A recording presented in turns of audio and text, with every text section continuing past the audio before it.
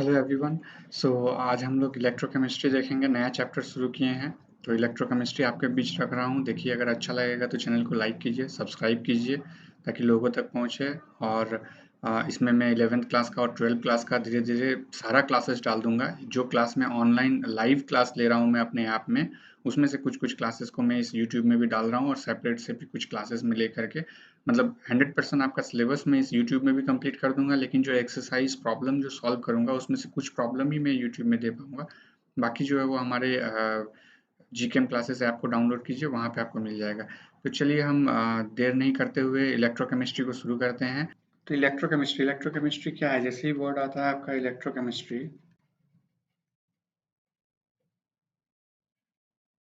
है ना? तो इलेक्ट्रोकेमिस्ट्री इस वर्ड का ही मतलब है कि जो है ऐसा ये इस तरह के केमिस्ट्री के बारे में हम लोग डिस्कस कर रहे हैं जिसमें क्या हो, चार्ज हो और जो इलेक्ट्रिसिटी कंडक्ट करे, है ना? तो इस तरह के केमिस्ट्री पे हम लोग डिस्कस करेंगे यहाँ पर। और वो ऐसा क्या चीज़ होता है जो इलेक्ट्रोकेमिस्ट्री के लिए यूजफुल होता है, मतलब वो ऐसा कौन सा केमिस्ट्री है, कौन सा केमिकल कंपाउंड है, ठीक है, जो इलेक्ट्रिसिटी को कंडक्ट करता है। हर कोई तो नहीं कंडक्ट करता है, करेक्ट? हर कोई कंडक्ट करता है तो फिर कैसे होता है? जैसे प्लास्टिक आपके पास पड़ा हुआ, वो इलेक्ट्रिसिटी कंडक्ट नहीं करता है। जो कैलकुलेटर है, ठीक है, जो वुडन बेंच है, ठीक है, बेडशीट है, वो तो आपको इलेक्ट्रिसिटी कंडक्ट नहीं करता है, करेक्ट? ऐसा कौन सा है जो इलेक्ट्रिसिटी को कंडक्ट करता है और फिर कैसे करता है ना? मेन ये है कि कौन कंडक्ट करता है, वो जरूरी है। और साथ में क्या जरूरी है कि उसका मैकेनिज्म क्या है, कि कैसे कंडक्ट करता है, ठीक है? तो यही हम लोग इलेक्ट्रोकेमिस्ट्री में आज यहाँ पे डिस्कस करेंगे, करेक्ट? तो उसके लिए आपको एक चीज, दो दो इम्पोर्टेंट पॉइंट है जो कि आपको दिमाग में रखना है। एक है आपका स्पॉन्टेनियस, है ना? और एक है आपका नॉन स्पॉन्टेनियस।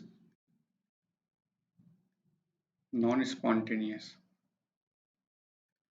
है ना? स्पॉन्टेनियस और नॉन स्पॉन्टेनियस। तो क्या होता है स्पॉन्टेनियस, क्या होता है नॉन स्पॉन्टेनियस? स्पॉन्टेनियस जो होता है वो अपने आप होता है, स्वतः होता है, जिसके लिए हमको जीरो एनर्जी देना पड़ता है ना? जीरो एनर्जी देना पड़ता है, बल्कि इससे एनर्जी रिलीज होता है, ठीक है? और जो नॉन स्पॉन्टेनियस है, यहाँ पर हमको एनर्जी देना पड़ता है, ठीक है? स्पॉन्टेनियस में क्या होता है, एनर्जी रिलीज होता है। नॉन स्पॉन्टेनियस में एनर्जी देना पड़ता है। तो ये सब क्या है, एक तरह का प्रोसेस है। ये क्या है आपका? प्रोसेस है, ठीक है? दोनों ही प्रोसेस है। और प्रोसेस में क्या होता है, इस जब स्पॉन्टेनियस प्रोसेस होता है तो उसमें क्या होता है, एनर्जी रिलीज होता है, करेक्ट? इसके लिए हमें कोई एनर्जी खर्च नहीं करना पड़ता, हमें कोई एफर्ट नहीं लगाना पड़ता, ये अपने आप होता है। नॉन स्पॉन्टेनियस में क्या होता है, ये प्रोसेस में क्या होता है, आपका एनर्जी देना पड़ता है, करेक्ट? एनर्जी देना पड़ता है, हमें इसमें जो है एफर्ट लगाना पड़ता है, नहीं तो ये नहीं होगा। जैसे एग्जांपल, हम नॉर्मल से एग्जांपल लेते हैं फिर केमिस्ट्री में आएंगे। जैसे मान लेते हैं कि अभी बारिश के दिन में बहुत जबरदस्त बारिश हुआ, ठीक है? तो आपका जो छत है, छत में पानी भरा, पानी क्या हुआ, नीचे आया, ठीक है? पानी यहाँ छत से क्या हुआ, नीचे आया, पानी बह के चला गया। ये प्रोसेस क्या है, स्पॉन्टेनियस। इसके लिए आपको कोई एफर्ट लगाने की जरूरत नहीं पड़ा, है ना? पानी ऊपर है, अपने आप नीचे आकर के चला गया, ठीक है? तो ये स्पॉन्टेनियस हो गया। अब इसी पानी को, है ना, जो हमारा ग्राउंड वाटर में, इसी पानी को अगर हमको चाहिए कि ऊपर की टंकी में चढ़ाएं, है ना, जो ये टंकी है, इस टंकी में चढ़ाएंगे, ये प्रोसेस हो गया आपका नॉन स्पॉन्टेनियस, ठीक है? नॉन स्पॉन्टेनियस, समझ में आया? मतलब जो यहाँ छत से पानी नीचे आया, ये हो गया आपका स्पॉन्टेनियस, जिसमें आपको कोई एनर्जी लगाने की जरूरत नहीं पड़ा। और उल्टा इससे एनर्जी क्रिएट कर सकते हैं, अगर यहाँ पे आप टरबाइन लगा दिए तो, है ना? तो थोड़ा बहुत एनर्जी क्रिएट हो जाएगा। जैसे वाटर डैम, मसांजोर डैम है या जो भी डैम है, उसमें से जब आप देखेंगे कि पानी नीचे गिरेगा तो वहां पर वो टरबाइन को घुमाने के लिए यूज करता है और उससे एनर्जी जनरेट करता है, ठीक है? तो ये स्पॉन्टेनियस हो गया, इससे एनर्जी हमको मिलेगा। और दोबारा दूसरा क्या है, आप जब पानी को लेकर के, ग्राउंड वाटर को अपने छत की टंकी में चढ़ाते हैं, तो इसके लिए आपको एफर्ट देना पड़ता है ना, क्या? इलेक्ट्रिसिटी देना पड़ता है, तब जाके मोटर घूमता है, तब जाकर के ये आपका ऊपर तक जाता है। तो ये प्रोसेस क्या हो गया आपका, नॉन स्पॉन्टेनियस। दूसरा आपका एग्जांपल है कि जैसे आप अगर मसंजोर गए हैं तो आपको लगेगा कि पहाड़ के ऊपर जब गाड़ी चढ़ती है तो इस तरह से, है ना, यहाँ पर मान लेते हैं पहाड़ है, तो ये गाड़ी है, तो इस गाड़ी को ऊपर चढ़ने के लिए क्या करना पड़ता है, बहुत ज़्यादा एक्सलेटर लेना पड़ता है, बहुत ज़्यादा पेट्रोल या डीजल, जिस जिस भी मॉडल का गाड़ी है, तो उसको उतना यूज, बहुत ज़्यादा यूज करता है। नॉर्मल रोड में जितना यूज होता है उससे ज़्यादा यूज होता है यहाँ से यहाँ तक चढ़ाई करने के लिए, ठीक है? और फिर एक बार जब चढ़ गया, उसके बाद फिर जब डाउन आता है यहाँ पे, ठीक है, जब ये डाउन में आता है तो आप अगर गाड़ी का स्टार्ट को बंद भी कर देंगे तो भी ये नीचे आ जाएगा ना। तो ये जो यहाँ से यहाँ तक चढ़ाई किया, यहाँ तक जो आया, ये क्या हो गया आपका नॉन स्पॉन्टेनियस प्रोसेस। ठीक है, और ये प्रोसेस जो यहाँ से चढ़ाई से नीचे तक आया इसको हम लोग क्या कहेंगे, स्पॉन्टेनियस प्रोसेस।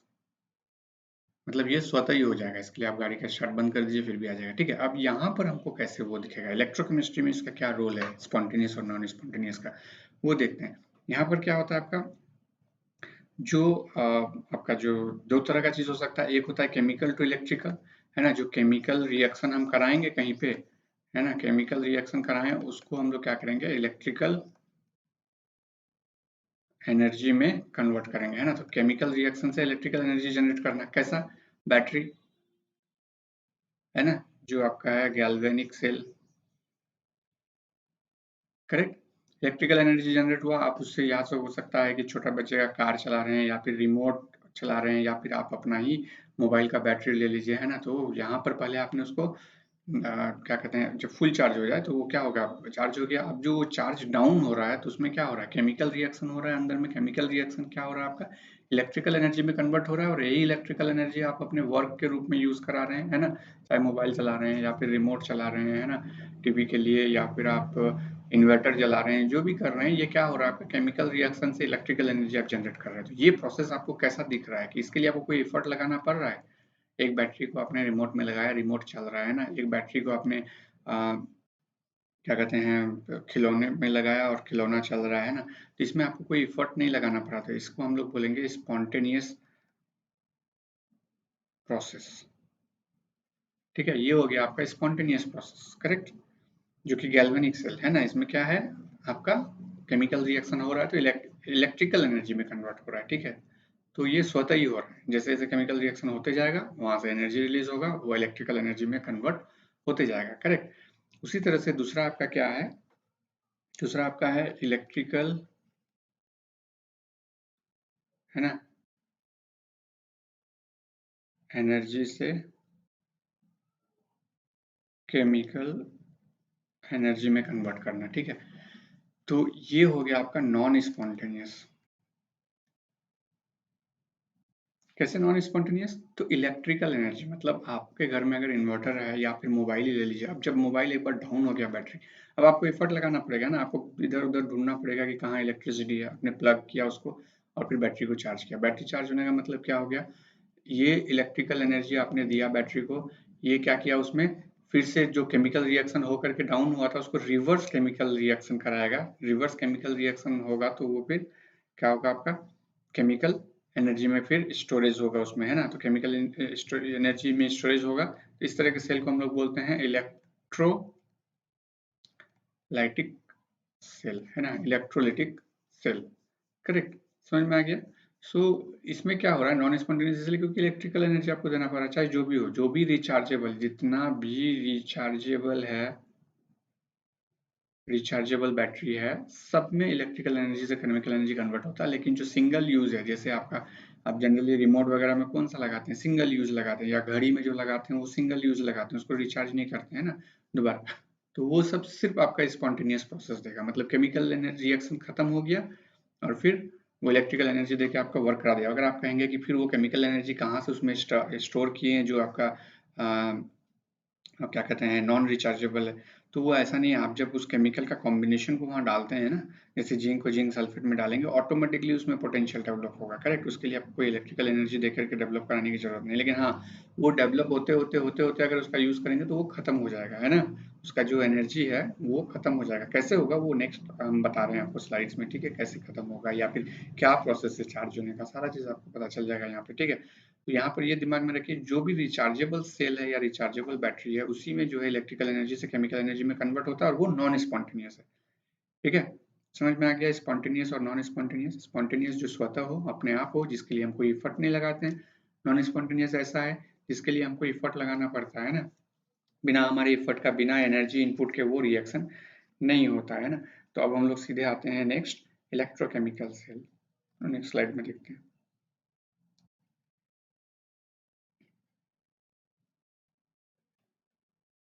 सेल हो गया बैटरी, इलेक्ट्रोकेमिकल, है ना, तो इलेक्ट्रिकल और केमिकल दोनों है ना, मतलब ये इलेक्ट्रोकेमिकल हो गया कि इलेक्ट्रिक चार्ज देकर के आप केमिकल एनर्जी बना लीजिए, केमिकल रिएक्शन होकर के इलेक्ट्रिकल एनर्जी बना लीजिए, तो इलेक्ट्रोकेमिकल सेल है ना।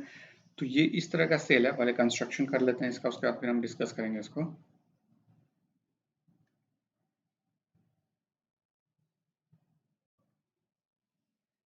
ठीक है, ये हमने एक चीज डाला, मैं बताऊंगा ये क्या है। इसको अभी नाम जान लीजिए, इसको हम लोग बोलते हैं सॉल्ट ब्रिज,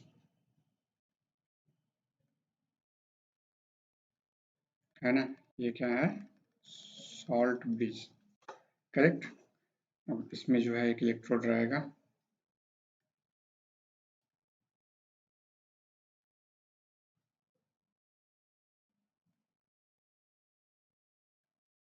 ठीक है, एक इलेक्ट्रोड यहाँ पे रहेगा।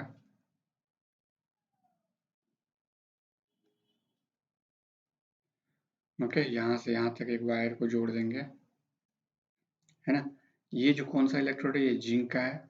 ये कौन सा है, ये कॉपर है, करेक्ट। ये डिप्ड है किसमें, ये जो सॉल्यूशन है ये क्या है आपका, ये जिंक सल्फेट है। ये जो सॉल्यूशन यहाँ पे पड़ा हुआ है, ये क्या है आपका, कॉपर सल्फेट। ठीक है, तो कॉपर सल्फेट में कॉपर इलेक्ट्रोड डिप है, इसको इलेक्ट्रोड बोलेंगे, है ना। जो ये कॉपर का पड़ा हुआ है इसको इलेक्ट्रोड बोलेंगे, ठीक है। और ये जो है जिंक, जिंक का रॉड है, मतलब ये रॉड है, इसको इलेक्ट्रोड मतलब जिंक रॉड है, और ये कॉपर रॉड है। दोनों के बीच में एक वायर से कनेक्ट कर दिए और इसको जिंक को जिंक सल्फेट सॉल्यूशन में, एक्वा सॉल्यूशन में डाल दिए, इसको कॉपर सल्फेट सॉल्यूशन में डाल दिए, करेक्ट। और एक सॉल्ट ब्रिज डाल दिए। मैं बता रहा हूँ सॉल्ट ब्रिज का यूज क्या है। तो इसको हम लोग क्या कहेंगे, नेगेटिव, और इसको कहेंगे एनोड, ठीक है। इसको कहेंगे पॉजिटिव और इसको कहेंगे कैथोड, ठीक है। अब क्या होता है कि नेगेटिव से पॉजिटिव की ओर इलेक्ट्रॉन फ्लो करेगा, और हमें पता है कि जिधर से जिधर इलेक्ट्रॉन फ्लो करता है उसके ऑपोजिट डायरेक्शन में क्या होता है, करंट फ्लो करता है, आई, है ना, जिसको कहते हैं करंट। तो करंट क्या करता है, उसके ऑपोजिट डायरेक्शन में फ्लो करता है, करेक्ट। और यहाँ पे क्या होता है, जिंक जो है इस सॉल्यूशन में क्या हो जाता है, यहाँ पे डिसॉल्व होता है ये। और यहाँ पर कॉपर क्या होता है, एक्यूमुलेट होता है, मतलब यहाँ पर हम लोग कहेंगे डिपॉजिटेड होता है। कैसे, जो कॉपर सल्फेट में Cu2 प्लस है, यहाँ से ये इलेक्ट्रॉन आया और आकर के यहाँ पर ये Cu2 प्लस को 2 इलेक्ट्रॉन दिया, तो Cu2 प्लस कॉपर बन गया ना। कॉपर बन गया तो क्या होगा, ये यहाँ के डिपॉजिट हो जाएगा इलेक्ट्रोड पे। उसी तरह से यहाँ पे, यहाँ से इलेक्ट्रॉन जा रहा है, तो कहाँ से इलेक्ट्रॉन जाएगा, जो यहाँ पर ये जिंक रॉड है, जिंक रॉड क्या है, अभी जिंक जीरो स्टेट में है, तो ये क्या करेगा, 2 इलेक्ट्रॉन को रिलीज करेगा, जो कि इधर से ऐसे करके इस कॉपर इलेक्ट्रोड तक ले जाएगा। तो जो ये रिलीज किया, तो ये जिंक क्या हो गया, जिंक 2 प्लस बना, तो वो कहाँ आ जाएगा, सॉल्यूशन में आ जाएगा। जिंक 2 प्लस सॉल्यूशन में आया, और यहाँ से कॉपर 2 प्लस यहाँ डिपॉजिट हो गया Cu बन करके, है ना, कॉपर बन के। तो इस पूरे प्रोसेस में क्या होगा, एक समय ऐसा आएगा कि ये जिंक पूरा मतलब गल जाएगा, है ना, जहां तक पानी इसमें डूबा हुआ है एक्वा सॉल्यूशन वहां तक गल जाएगा, और पूरा जिंक 2 प्लस का कंसंट्रेशन यहाँ पे बढ़ जाएगा इस जगह पे, है ना। उसी तरह यहाँ पे क्या हो जाएगा, जितना यहाँ पर Cu2 प्लस है, ये क्या हो जाएगा, यहाँ का कंसंट्रेशन Cu2 प्लस का घट जाएगा, और ये जाकर के यहाँ पे एक्यूमुलेट हो जाएगा, करेक्ट। यहाँ एक्यूमुलेट हो जाएगा और यहाँ पर ये गल जाएगा, लेकिन कंसंट्रेशन बढ़ जाएगा जिंक 2 प्लस का, ठीक है। तो अब क्या होगा, खत्म इलेक्ट्रॉन फ्लो होना। अब यहाँ पर अगर और कोई जिंक बचा नहीं, तो इलेक्ट्रॉन फ्लो होना खत्म हुआ, और यहाँ पर भी करंट आना खत्म हो जाएगा। कैसे पता चलेगा, यहाँ पर एक वोल्ट मीटर लगा दीजिए, तभी पता चलेगा, है ना, जो सुई इसका डिफ्लेक्ट करेगा। अब ये सॉल्ट ब्रिज का काम क्या है, सॉल्ट ब्रिज में हम लोग जनरली क्या करते हैं, अगर अगर एक बायोलॉजिकल मीडिया है, ठीक है, उस मीडिया में हम लोग जो है AgCl3, है ना, या KCl, है ना, ये सबको क्या करते हैं, मिक्स करके एक जेल टाइप का बनाते हैं, और इस एक यू ट्यूब, इसको you type glass rod, glass tube बोलते हैं इसको, इसमें फिल कर देते हैं। इसमें क्या होता है, जो यहाँ एक्यूमुलेट हो जाता है, मतलब जो जनरली इसी जगह पे आकर के एक्यूमुलेट होना चाहता है, उसको क्या करता है, ये डिसबर्स करता है, ठीक है। मतलब जो यहाँ पर एक्सेस आपका क्या बना है, यहाँ पर पॉजिटिव चार्ज, तो एक्सेस पॉजिटिव चार्ज को क्या करेगा, तब यहाँ पर जो है, ये तो आपका KCl है, तो K प्लस Cl माइनस है, तो यहाँ जो Cl माइनस है वो इसको अपने तरफ खींचेगा, है ना। मतलब कि यहाँ पूरे सॉल्यूशन में इसको इक्वल बनाए रखेगा, ना कि एक जगह जाकर के डिपॉजिट कराएगा, है ना। मतलब एक जगह जाकर डिपॉजिट होगा तो ये अडर हो गया, बाकी जिंक जाकर के यहाँ पर इलेक्ट्रॉन को फ्लो नहीं करा पाएगा, है ना। तो यहाँ पर ये सॉल्ट ब्रिज का काम है कि ये क्लोराइड क्या करेगा, यहाँ का जो आपका जिंक 2 प्लस है उसको डिसबर्स करेगा पूरे सॉल्यूशन में, ताकि ज़्यादा से ज़्यादा यहाँ से इलेक्ट्रिसिटी लिया जा सके। उसी तरह से यहाँ पर आपका क्या हो जाएगा, जो यहाँ पर ये कॉपर 2 प्लस जा करके यहाँ कॉपर की तरह यहाँ डिपॉजिट हो रहा है, कॉपर जीरो स्टेट में, तो ये क्या करेगा, वहाँ पर ज़्यादा से ज़्यादा डिपॉजिट नहीं करा के क्या करेगा, यहाँ पर तो आपका Cl माइनस का यूज हुआ, यहाँ पर K+ क्या करेगा, इस कॉपर को ये जो सल्फेट है इसको अपने तरफ खींचेगा और फिर सॉल्यूशन को क्या करेगा, डिसबर्स्ट करेगा ना, ज्यादा से ज्यादा कॉपर उसको देगा ताकि ये यहाँ डिपॉजिट हो सके और ये इलेक्ट्रिसिटी सप्लाई कंटिन्यू हो सके। तो यही यूज है सॉल्ट ब्रीज का, करेक्ट, सॉल्ट ब्रीज का ये यूज है।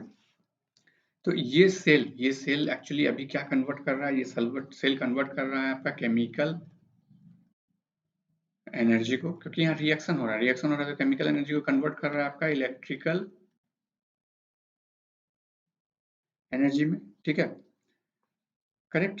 इलेक्ट्रिकल एनर्जी में इसको क्या कर रहा है, कन्वर्ट कर रहा है और उसका आप यूज कर रहे हैं, ठीक है। तो जो पोटेंशियल यहाँ डेवलप हो रहा है, इलेक्ट्रिकल पोटेंशियल डेवलप हो रहा है, वो इक्वल है 1.1 वोल्ट, है ना। जब भी आप जिंक सल्फेट जिंक रॉड और कॉपर सल्फेट कॉपर का लेंगे 1 मोल सॉल्यूशन लेंगे यहाँ पर कॉपर सल्फेट का, या जिंक सल्फेट का भी 1 मोल लेंगे, तो ये 1.1 वोल्ट ही आपका पोटेंशियल देगा, है ना, जिसका आप यूज कर सकते हैं। जैसे नॉर्मल बैटरी आप जो यूज करते हैं वो ड्राई सेल यूज करते हैं ना, जो रिमोट में डालते हैं या फिर घड़ी में डालते हैं, वो 1.5 वोल्ट का आपका रहता है, ठीक है, पोटेंशियल। उसी तरह ये पोटेंशियल आपका कितना देगा, 1.1 वोल्ट, करेक्ट।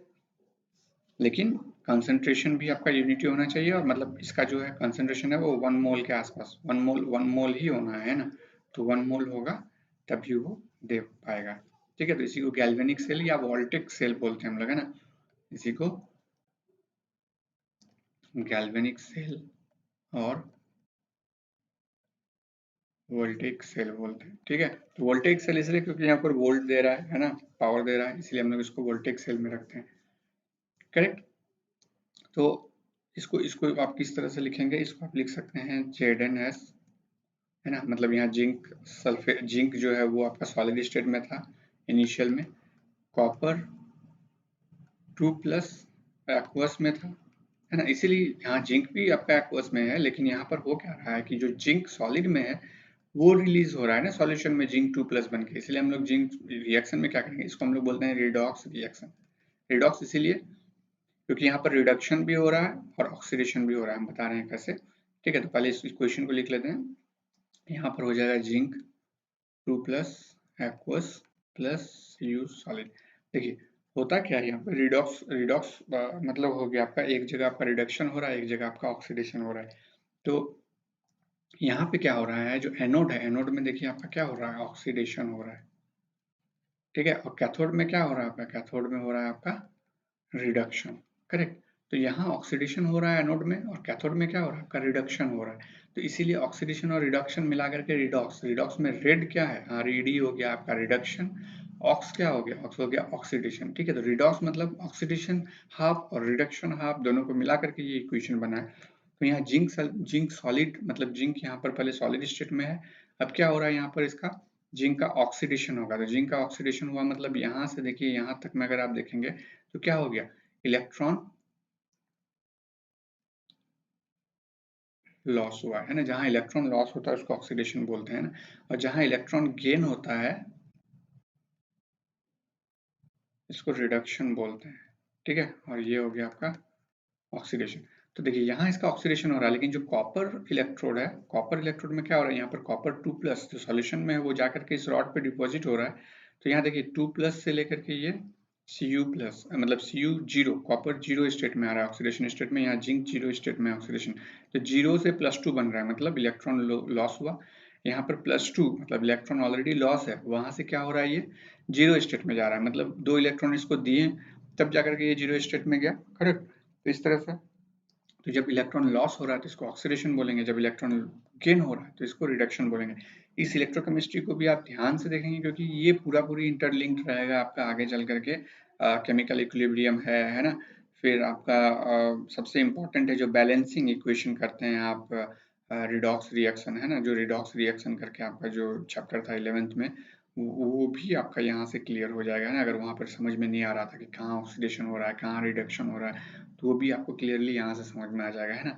तो जो यहाँ पे आप क्या क्या देखा, यहाँ पर इलेक्ट्रॉन लूज हुआ, करेक्ट, और यहाँ पर इलेक्ट्रॉन गेन हुआ, ऑक्सीडेशन और रिडक्शन आपको समझ में आ गया।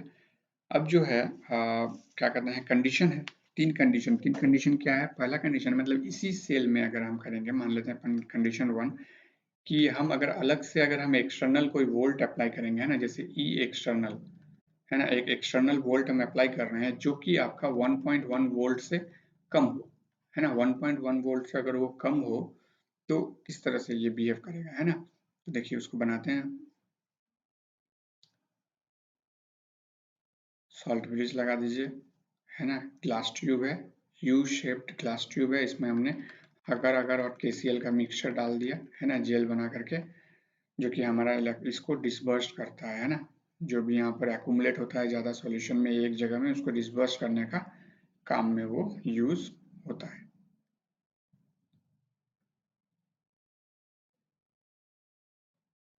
ठीक है, यहाँ पर हमने एक वोल्ट मीटर लगा दिया और एक एक्सटर्नल बैटरी हम यहाँ पे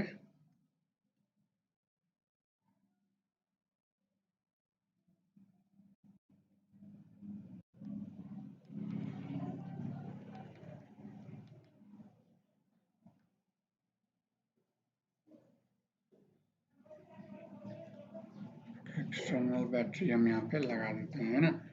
अब क्या होगा, यहाँ से जा करके ये रेजिस्टेंस में लगा देते हैं, यही बैटरी का पूरा फंक्शन है।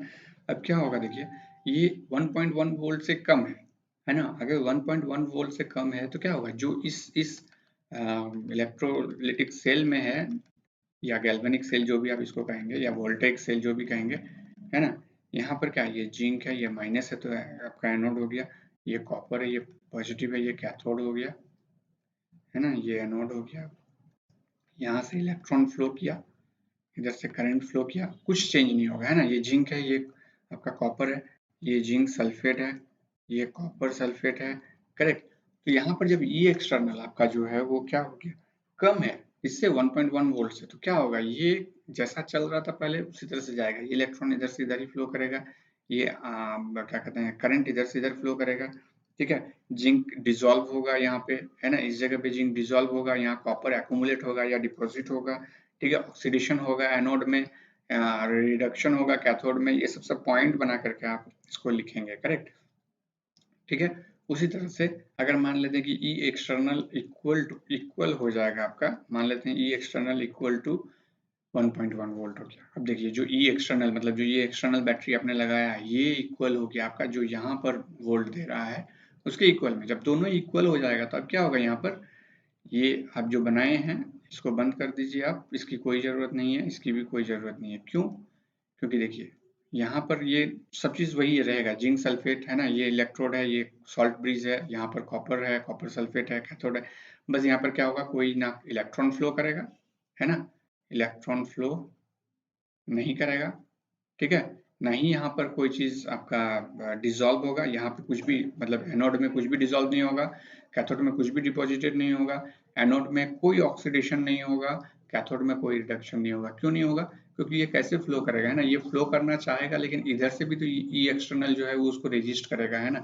मतलब दोनों तरफ जो ई एक्सटर्नल जो एक्सटर्नल बैटरी आपने लगाया और इसका वोल्ट दोनों का अगर बराबर है तो क्या होगा, यहाँ से इलेक्ट्रॉन फ्लो ही नहीं कर पाएगा, ये बंद एकदम कंप्लीटली सिस्टम क्लोज, है ना, नो फ्लो ऑफ इलेक्ट्रॉन और करंट, ठीक है, नो केमिकल रिएक्शन, कोई केमिकल रिएक्शन यहाँ नहीं होगा, करेक्ट, ये सब कंडीशन डाल देता है, ये कंडीशन नंबर बी है, ठीक है। कंडीशन नंबर ए में क्या था, ई एक्सटर्नल कम था 1.1 वोल्ट से, इसीलिए आपका इंटरनली ट्रेवल कर रहा था ना, जैसा चल रहा था उसी तरह से चल रहा था, करेक्ट। लेकिन अभी क्या हो गया, दोनों को बराबर कर दिए, है ना, तो ये दूसरा हो गया। अभी अगर हम तीसरा देखेंगे तो तीसरा क्या है, सी, है ना, इसमें क्या होगा आपका, ई एक्सटर्नल को आप ज्यादा कर दीजिए यहाँ पे, है ना, तो ई एक्सटर्नल मतलब ये ज्यादा मतलब कुछ हो सकता है 1.5 वोल्ट हो या फिर 2 वोल्ट का आपने दे दिया है ना, लेकिन जो अपना इंटरनल है 1.1 वोल्ट है ना।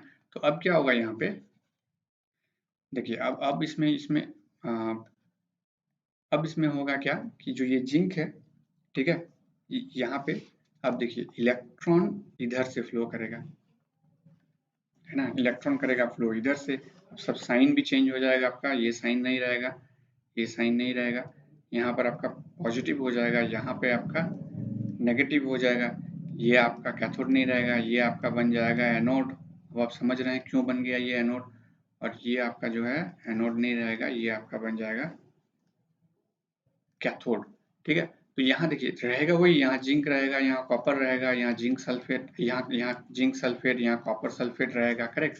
लेकिन हो क्या रहा है यहाँ पर, अब देखिए करंट इधर से, इलेक्ट्रॉन इधर से इधर फ्लो होगा और करंट इधर से इधर फ्लो होगा, क्योंकि जो बैटरी से निकल रहा था, है ना, कब, जब ई एक्सटर्नल आपका कम था या ई एक्सटर्नल लगा हुआ नहीं था, तभी सब पूरा का पूरा रोल ये 1.1 वोल्ट प्ले कर रहा था, इसलिए बैटरी से बाहर निकल रहा था। अब क्या करेगा, बैटरी से बाहर कैसे निकलेगा, जब बाहर का ही धक्का ज्यादा है बैटरी की तरफ, तो अब बाहर का मतलब आपका वोल्ट ज्यादा है, तो बाहर से ही अब अंदर आएगा, मतलब आप बैटरी को चार्ज करने का कोशिश करेगा, है ना। तो यहाँ पर क्या हो रहा है कि देखिए यहाँ पर अब क्या होगा, यहाँ पर जो कॉपर है ये क्या हो जाएगा, ये आपका डिसॉल्व होना शुरू होगा, है ना, ये आपका डिसॉल्व होना शुरू होगा, ये डिपॉजिटेड हो रहा था उतना दिन से, अब डिसॉल्व होगा, और यहाँ जो जिंक डिसॉल्व हो रहा था वो क्या हो जाएगा, डिपॉजिट हो जाएगा। ठीक है, वो डिपॉजिट होना शुरू होगा, मतलब यहाँ एक्यूमुलेट होना शुरू होगा और यहाँ पर ये डिसॉल्व होना शुरू होगा। दूसरा, यहाँ पर अब ऑक्सीडेशन होना शुरू होगा, ठीक है, यहाँ पर अब रिडक्शन शुरू होना होगा। ठीक है, पहले यहाँ जिंक में ऑक्सीडेशन हो रहा था, कॉपर में रिडक्शन हो रहा था, अब कॉपर में ऑक्सीडेशन होगा और जिंक में रिडक्शन होगा। तो इसी तरह से जो रिचार्जेबल बैटरी है वो काम करता है ना, पहले पूरा बैटरी को ड्रेन करके यहाँ खत्म कर दिया, यहाँ पर ये यूज हो गया पूरा। अब क्या होगा, जब आपने इलेक्ट्रिसिटी को अप्लाई किया, वहां पर 220 वोल्ट आपने उसमें डाला, जो कि बैटरी का 12 वोल्ट या 24 वोल्ट से बहुत ज्यादा है, तो ये क्या करेगा, रिवर्स रिएक्शन कराएगा। रिवर्स मतलब देखिए, पहले इलेक्ट्रॉन जिंक से कॉपर में फ्लो हो रहा था, अब जो है कॉपर से जिंक में फ्लो होना शुरू होगा, मतलब अब बैटरी चार्ज होना शुरू हो रहा है। अब जैसे एक बार फिर जब ये चार्ज होते होते होते होते जब ये एक्सटर्नल इक्वल टू 1.1 वोल्ट हो जाएगा, या जो भी वोल्ट यहाँ पे बढ़ेगा ये घटेगा, तो उस समय पूरा रुक जाएगा, उसका जैसे ही ये एक्सटर्नल हटाएंगे फिर बैटरी से करंट देना शुरू करेगा आपका आउटपुट में। ये चार्ज रिचार्ज सिस्टम इस तरह से वर्क करता है। लेकिन हाँ, जो रिचार्जेबल बैटरी है वहां पर आपका जिंक और कॉपर का यूज नहीं करते हैं, ये सिंगल यूज सेल में यूज करते हैं। जनरली वो लेड एसिड बैटरी होता है, ठीक है, जो लिक्विड बैटरी होता है वो लेड एसिड बैटरी होता है, और जो ड्राई सेल होता है वो लिथियम पाउडर यूज करते हैं उसमें, ठीक है, रिचार्जेबल बैटरी में, करेक्ट। सो अभी तो पॉलीमर भी आ गया है ना, पॉलीमर, लिथियम पॉलीमर बैटरी भी आ गया, मतलब धीरे धीरे ऑर्गेनिक कंपाउंड भी उसमें इन्वॉल्व हो रहा है इलेक्ट्रोकेमिस्ट्री में, करेक्ट। पहले इनऑर्गेनिक ही यूज होता था सॉल्ट, अब धीरे धीरे ऑर्गेनिक कंपाउंड भी यूज हो रहा है, पॉलीमर्स यूज हो रहा है। तो ये तीन कंडीशन था, एक था ई एक्सटर्नल, मतलब बाहर का जो फोर्स है, बाहर का जो वोल्ट है वो अंदर के वोल्ट में जो बैटरी का वोल्ट है उसके उससे कम, एक दोनों इक्वल, एक ई एक्सटर्नल ज्यादा जो इंटरनल है उससे, तो क्या होगा वो आपने देखा, करेक्ट।